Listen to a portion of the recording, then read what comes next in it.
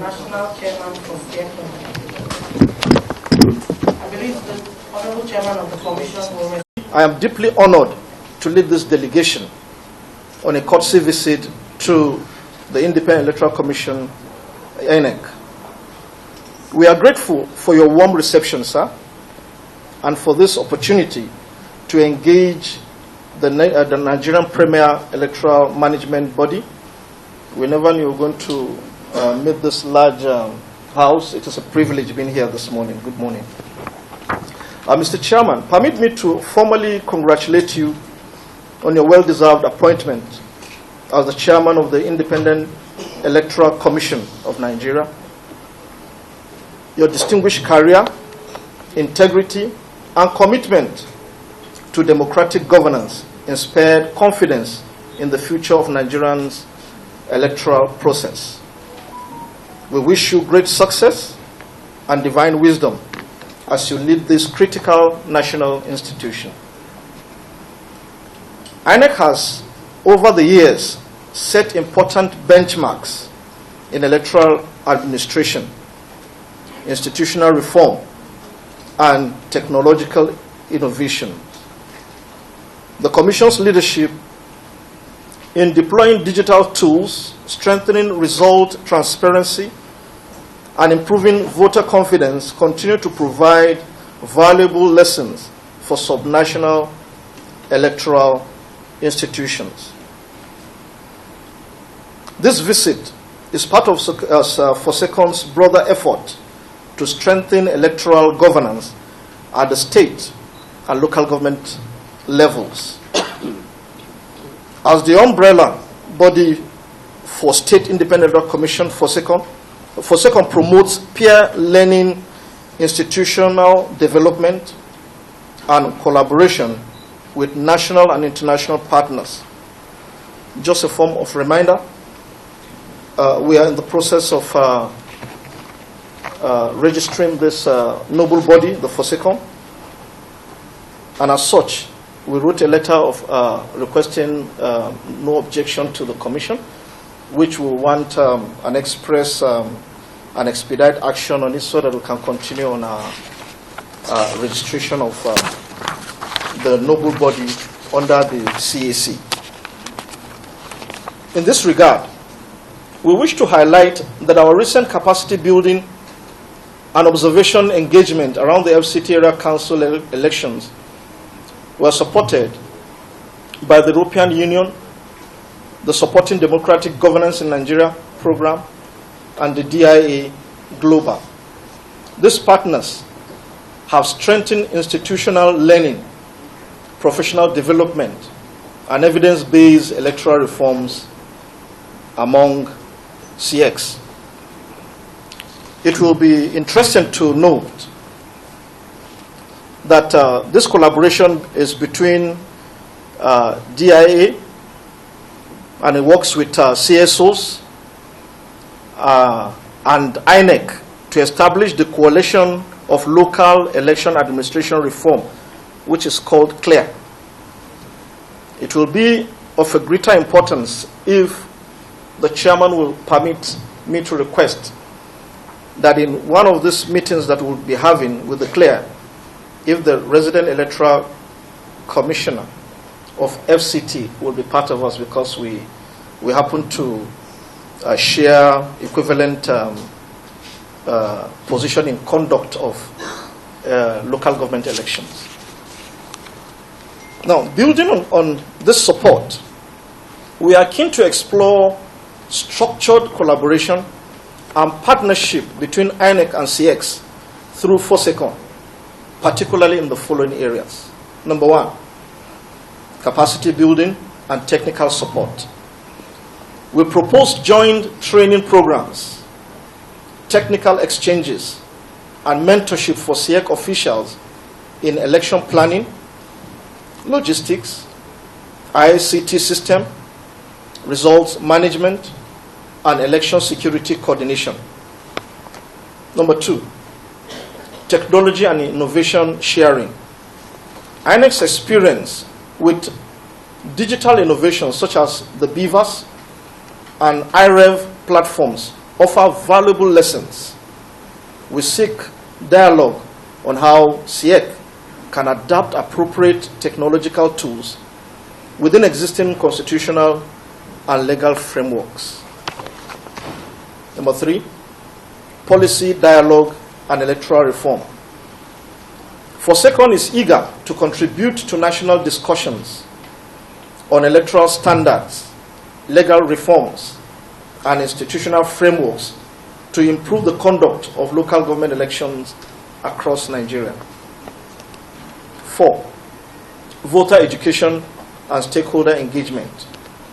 Joint initiative to strengthen public trust in electoral institutions, especially at the grassroots level, will significantly deepen democratic participation.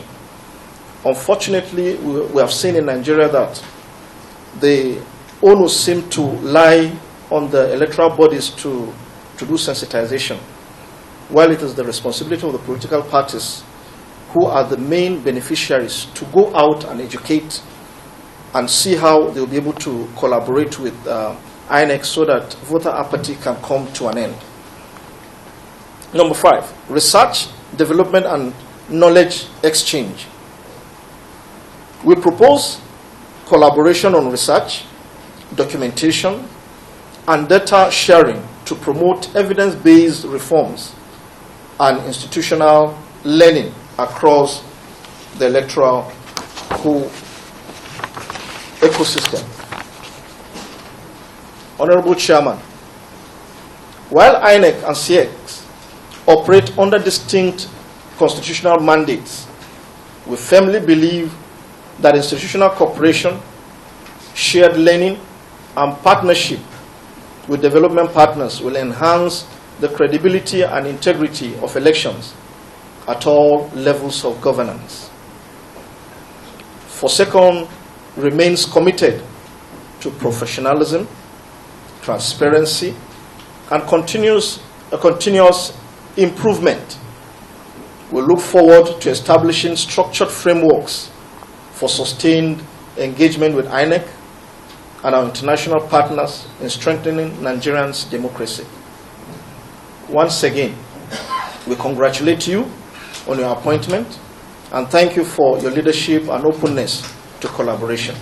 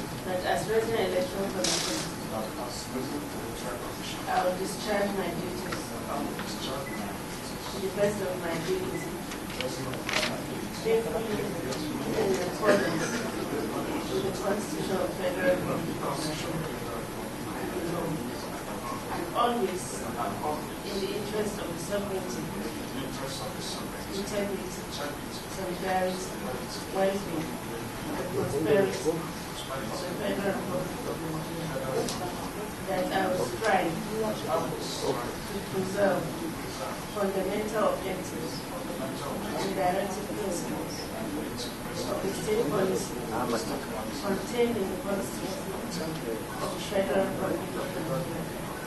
That I will not allow my personal interests to influence my official conduct or my official decisions. That I will, to the best of my ability, preserve, protect, and defend the Constitution of the Federal Republic.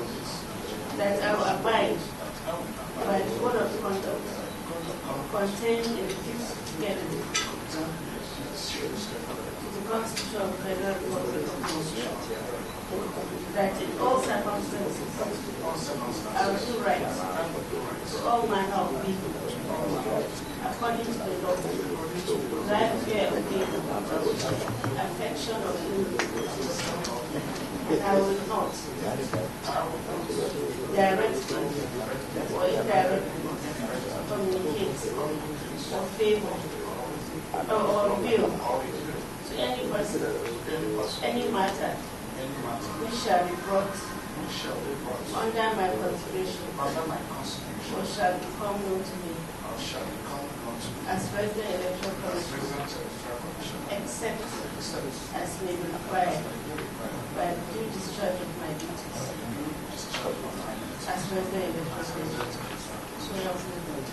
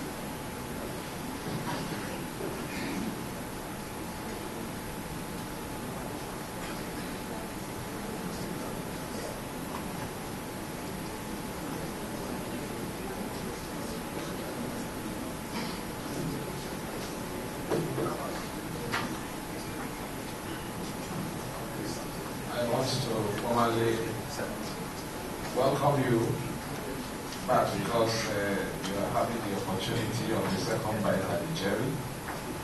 You had served in the first term and you are handworthy to be appointed for the second tenure. I therefore hope that you truly trust of the Nigerian people performing this very calculated very important assignment to the Federal Republic of Nigeria. Congratulations, this is your oath of allegiance, and this is a future contract. So you have signed my presence and the presence of your colleagues, the presence of the states, independent electoral commissions, members that are here, as well as the National Commission. So I can only wish you say good luck. I have the honor, therefore, presenting formally to you your oath of allegiance. Take it all the time. Remember your allegiance to Nigerian people and to the Constitution of the Federal Republic. Congratulations.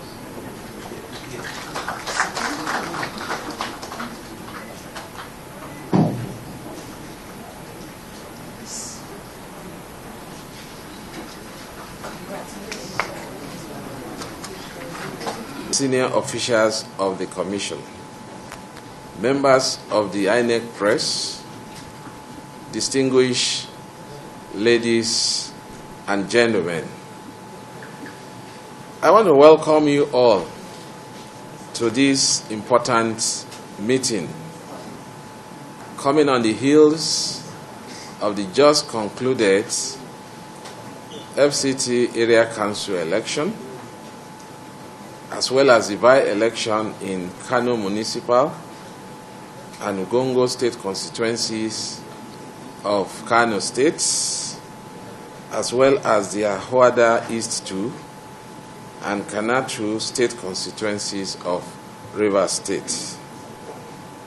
Let me begin by appreciating the Commission, particularly our colleagues in the FCT, in Kano State, and also in Rivers State, for the successful conduct of the election held on Saturday, 21st day of February 2026. The election was generally peaceful. Results were announced promptly, with the exception of Kuje Area Council, where difficult terrain in Kabi wards understandably delayed final collation until Sunday afternoon.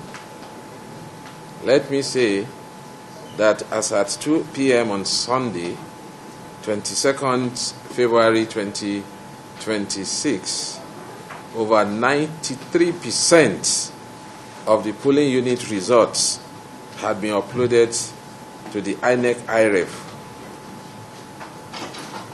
portal, underscoring our commitment to transparency once again. I want to report that voters' apathy still manifested in the turnout, although with modest improvement in the FCT.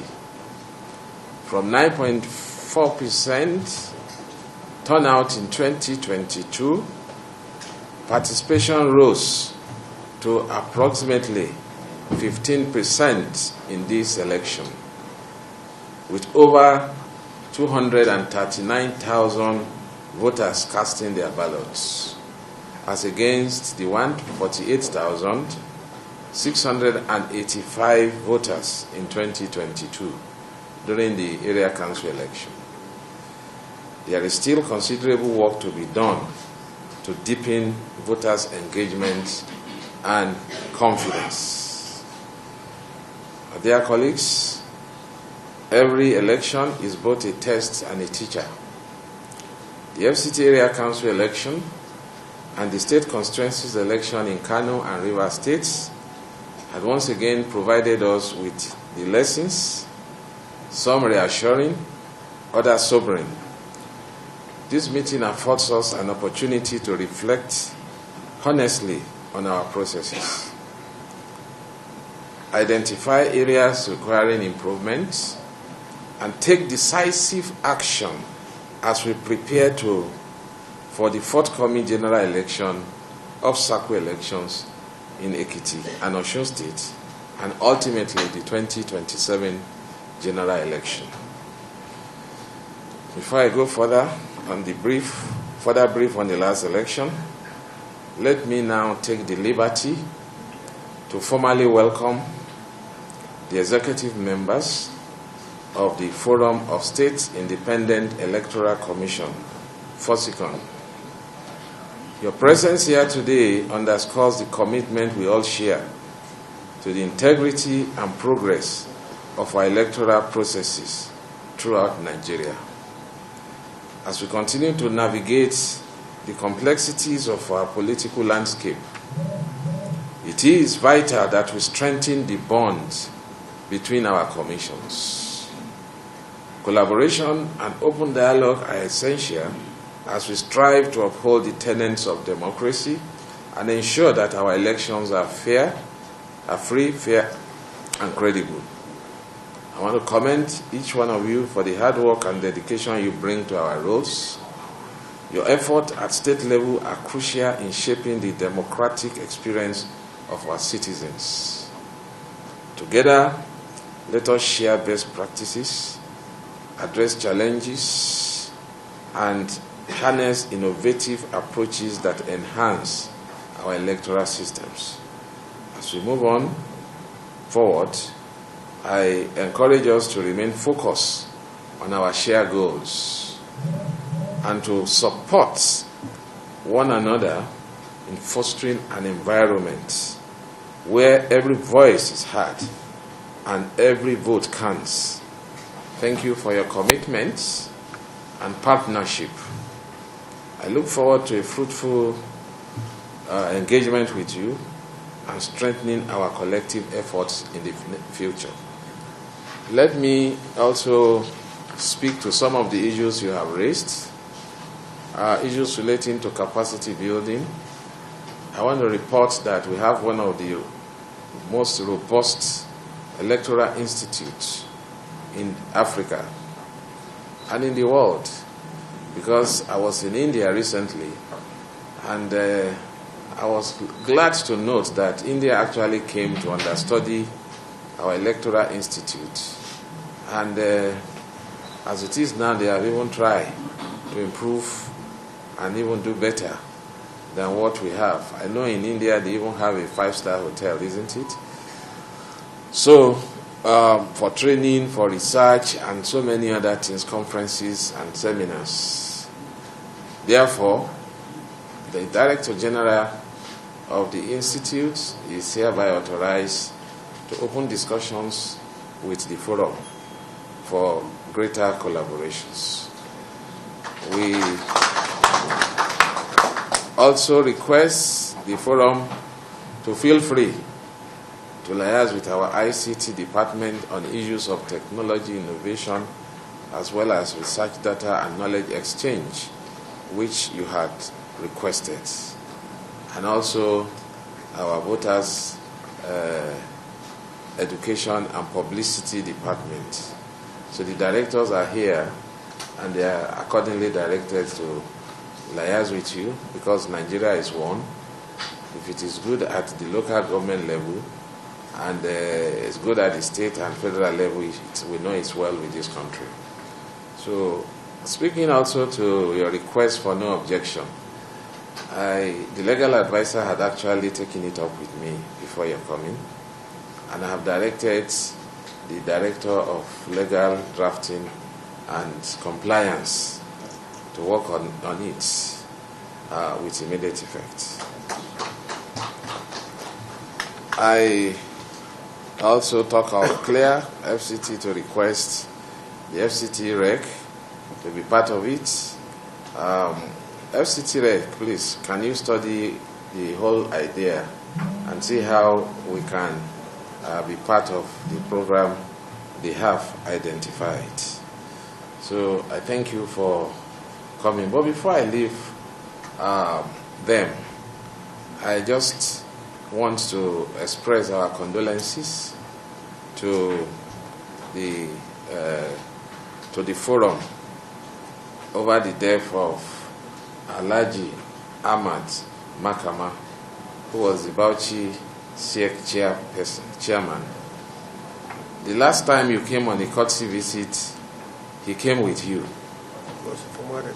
And he was a former rec in INEC. But unfortunately, I learned after the meeting he passed on.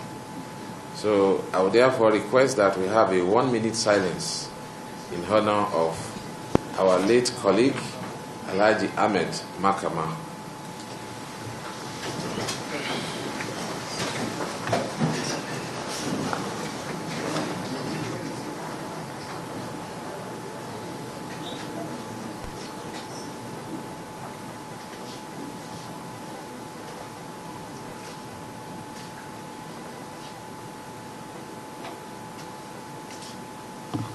May his soul and the soul of the faithful departed continue to rest in peace with the Almighty God.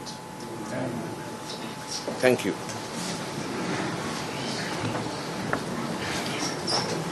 Now, coming back to the issue of our last election, one of the issues that generated public commentary relates to the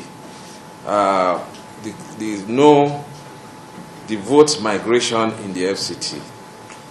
Let me state clearly, as the Commission has already done publicly, that no vote was migrated in 2026. No polling unit, no voter was migrated, rather. The Commission's expansion voters' access to polling unit initiative was implemented in 2022 nationwide, and over 56,000 additional polling units were created then, increasing the total from 191,972 polling units to over the creation of additional 176,000 polling units. And in order to populate the newly created units, many of which were initially 0 registered voters, about 16.7 million voters were redistributed from approximately 12,000 congested polling units to new 17,000 less congested polling units across the country in 2022 and not 2026. In the FCT alone, 411 polling units were decongested, and about 580,000 voters were redistributed to 1,156 polling units in 2022. That exercise was carried out 4 years ago and not in 2026. The same voters in FCT voted in those polling units in 2023 general election. During the mock accreditation and election on the 7th February 2026 in the FCT, several voters turned out, but they could not vote mainly because their polling units were not among the 289 out of 2,822 polling units that were selected for that exercise. However, we discovered that there were a few voters complained during that mock accreditation and election that their polling units, the polling unit they were migrated to in 2022, that they had difficulty in locating those polling units. I then directed that for the benefit of those who did not vote during the 2023 general election and were having problem with locating those migrated polling units, that fresh text messages be sent to all of them without exception, so as to serve as a refresher to ensure that everyone willing to vote will locate their polling unit with ease.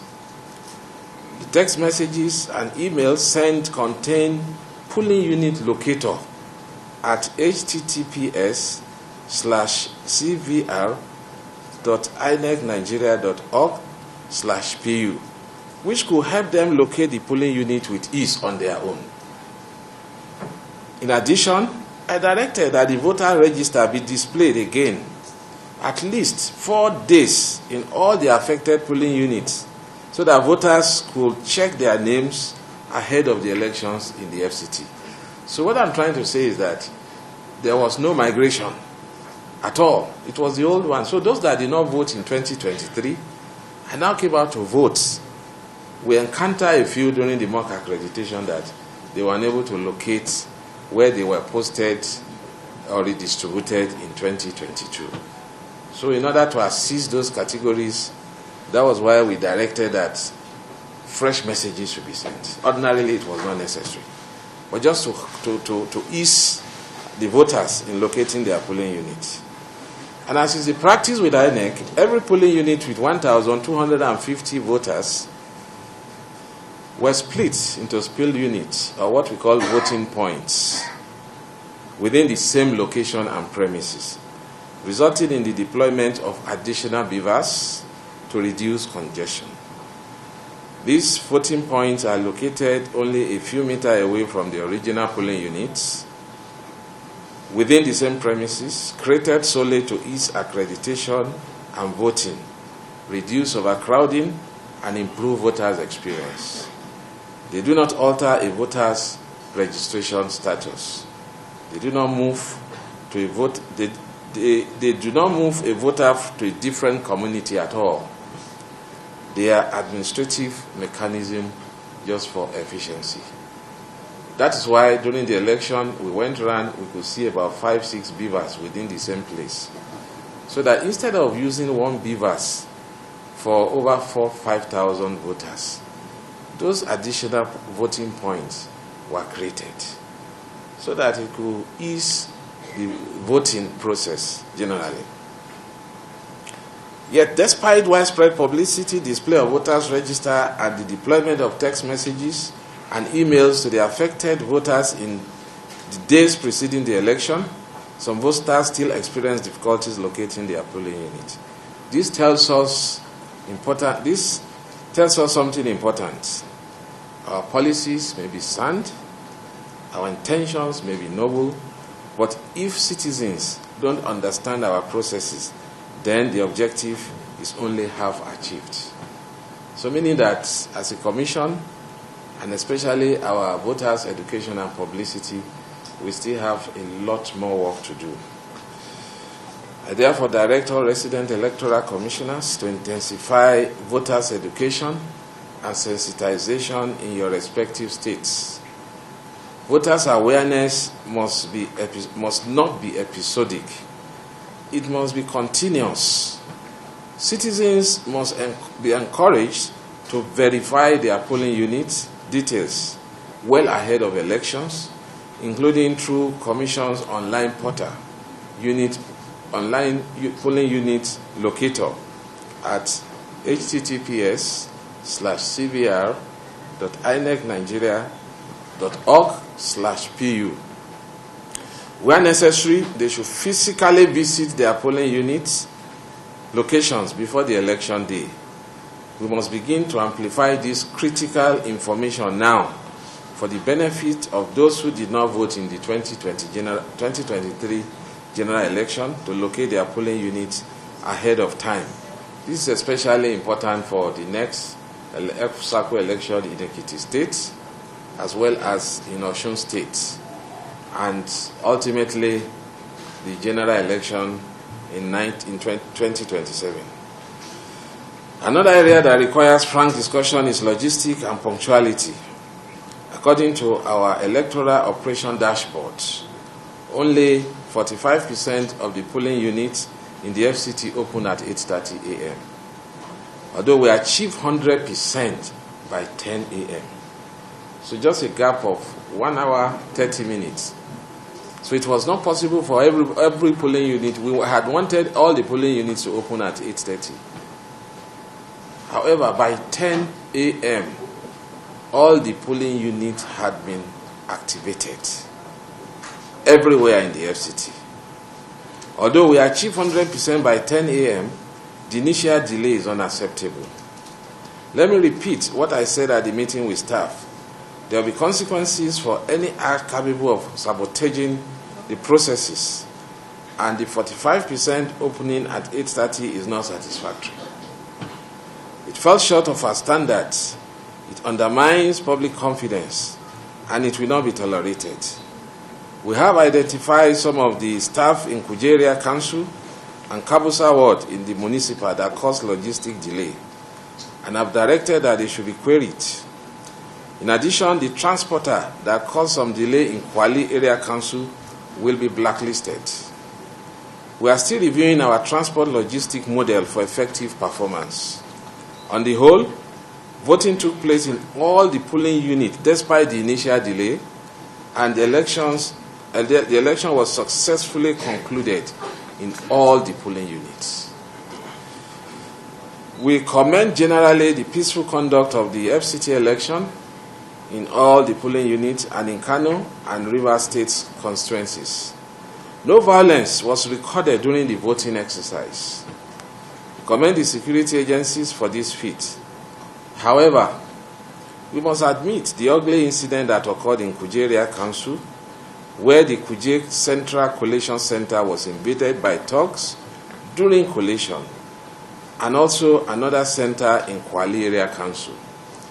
The ugly incidents were squarely addressed, and the results were finally collated without much ado. We must continue to strengthen our engagement with the security agencies and stakeholders in your various states. Elections must be peaceful, not by accident, but by deliberate planning and coordination. I must not fail to mention the improvement we have introduced in our result management system. We have identified that the greatest threat to our electoral process is not even the voting at the polling units, but the actual collation of the result at several levels. We have introduced some safeguards to the Beaver system, which is to curb all manner of manipulation on the result that will be transmitted to IREF. The presiding officers are required to, 1, capture and upload an image of the completed Form EC8A to the INEC IRF.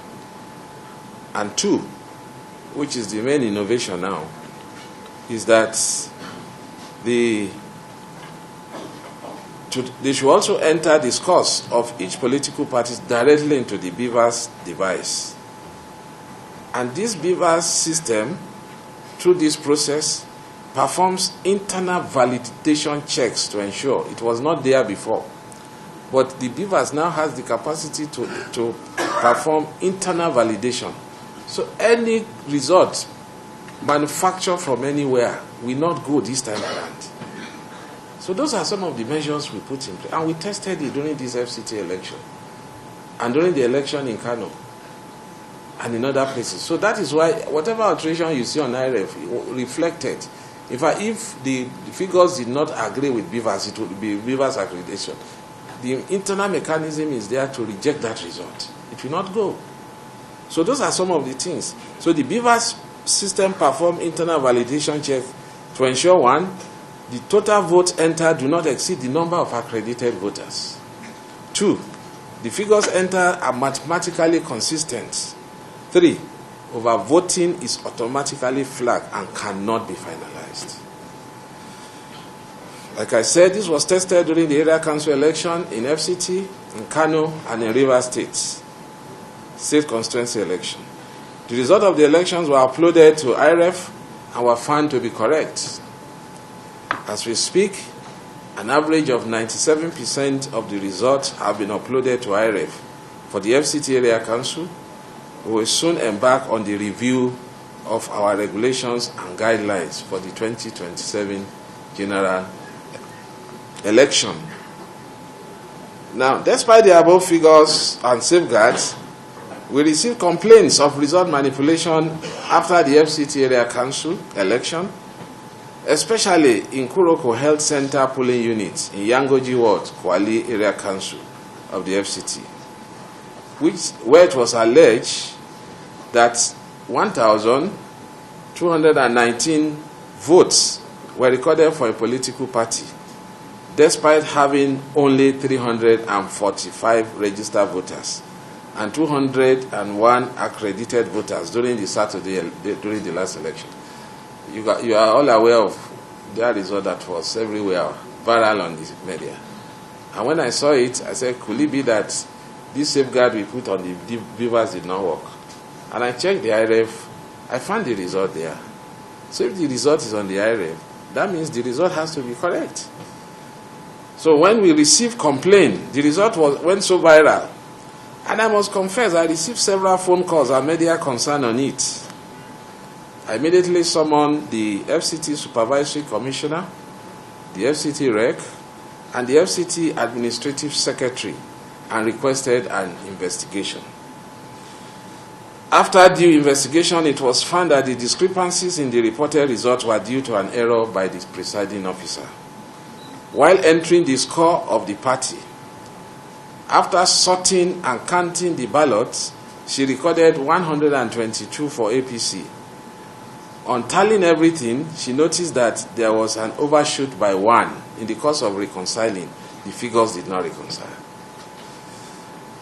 So, they had to now recount the ballot to find out where the problem came from. Because that's why I say it will not go. So you have to go back and do what you are supposed to do. They had to recount the ballot in the open. That was when she realized that the party scored 121 and not 122. So it was not possible, even if it is just 1 vote difference. It was not possible. She also corrected the figures in words. She cancelled the 2. When she discovered it was 121, she cancelled the 2 at the end of the slot and inserted 1 in front of the 2. So making 121, thinking that the 2 had been cancelled, to make it 121. She also corrected the figures in words, just changing 122, the 2 to 1. It's very clear when you go to the IREF. At least we want to be transparent. Anywhere in the world you can access our IREF. But we did not stop at that. We now had to look for the form EC8B that was used to collate. What figure was the score of the party? I was hoping that I would see 1,219. But behold, I saw 121. So that shows that it would not have gone through to IREF if it was the 1,219 that they complain about.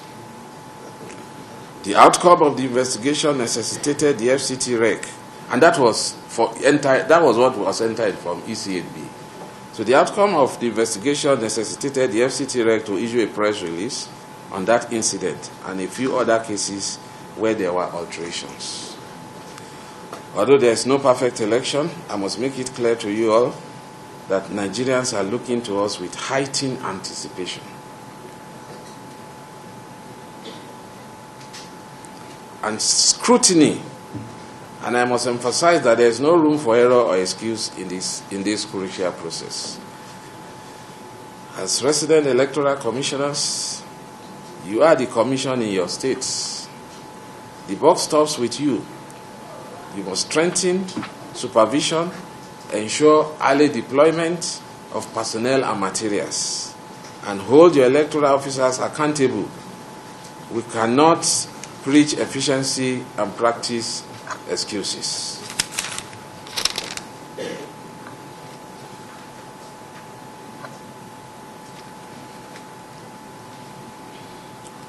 As resident electoral,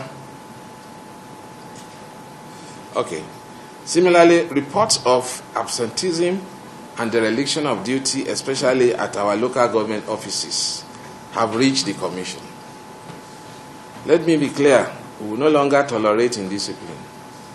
Any staff who fails to report for duty, arrives late without justification, or otherwise sabotages the process will face sanctions in accordance with our regulations. My dear colleagues, distinguished members of the press, the road ahead is demanding.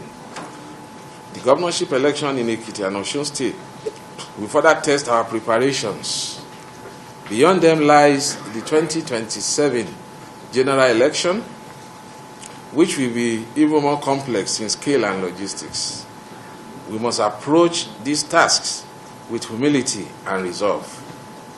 Humility to acknowledge shortcomings, resolve to correct them decisively.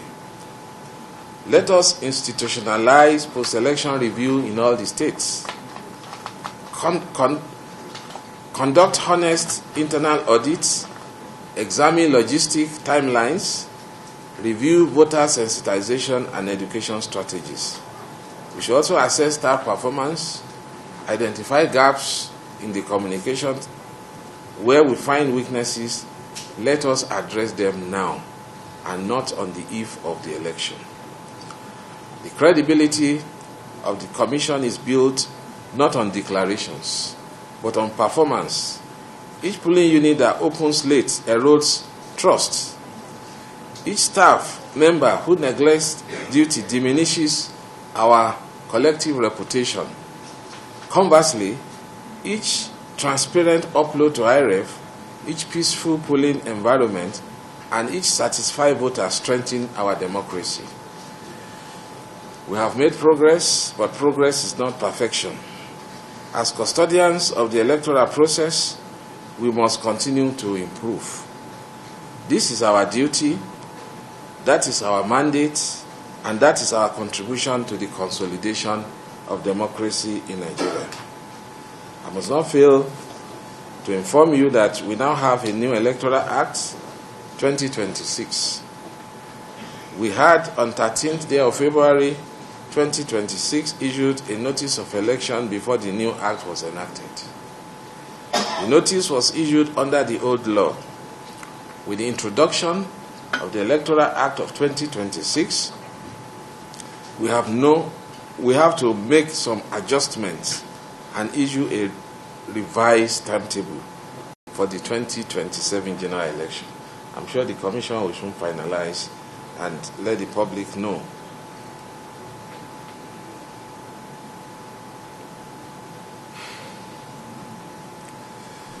Mention must also be made of our voters' revalidation exercise. The Commission will soon embark on a thorough cleanup with a view to further sanitize and strengthening the integrity of the voters' register ahead of the 2027 election. This matter was thoroughly discussed at our Lagos retreat with the Rex. The second phase of the continuous voters' registration exercise is still ongoing. It commenced on the 5th of January 2026 and will run until 17th April 2026. The entire CVR exercise is scheduled to span 1 year and will be concluded, as you all know, on the 30th of August 2026. I urge you all to return to your states with the renewed commitment, heightened vigilance, and a clear message to your staff. Excellence is not optional. It is mandatory. And let me also say that in spite of all the issues highlighted in respect of the FCT election, it was very peacefully conducted and it went well. At this stage, I want to take a moment to express my heartfelt congratulations to the newly appointed Resident Electoral Commissioner representing Abia State, Dr. Chukwuemeka Joseph. Your dedication, expertise, and commitment to upholding the democratic processes have not gone unnoticed. You stand at the forefront of our electoral system, and with this mandate comes the responsibility and opportunity. As we embark on this second term, remember that your role is not just about overseeing election, but about fostering trust in our democracy.